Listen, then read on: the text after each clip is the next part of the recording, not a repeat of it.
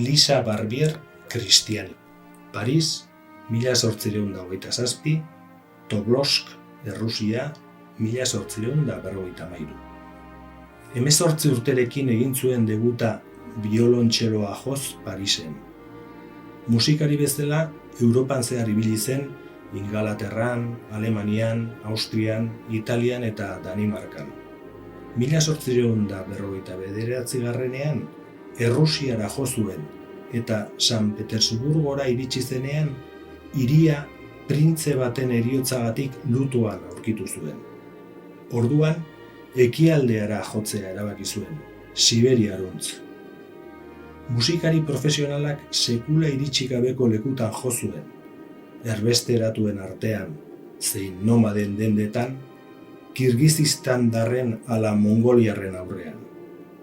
2 urteetan 20.000 kilometro korrituak zituen Siberian.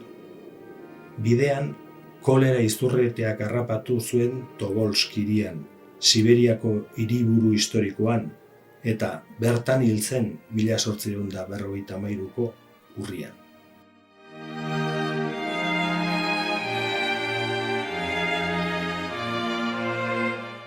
Lisa Cristianiren gutun batetik jasotako testigantza. 400 gora ibai zeharkatu ditut, txikiak, ertainak eta handiak. Bide guztiak briskan, trineoan, gurdian, eskuoean, zaldiz, elurrorenez, ala zakurrez arrastaka. Batzuetan oinez, bigiretan zaldiz. Ibaietan 100 legoa nabigatu ditut, eta 50 egun baino gehiago itsasmarean. Kalmukoek, kirgizek, kosakoek, ostiakoek, txinatarrek, tungusek eta salingo basatiek ondo hartu dute.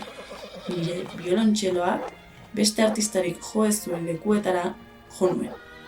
Hori da nire ausarkeriazko enpresa.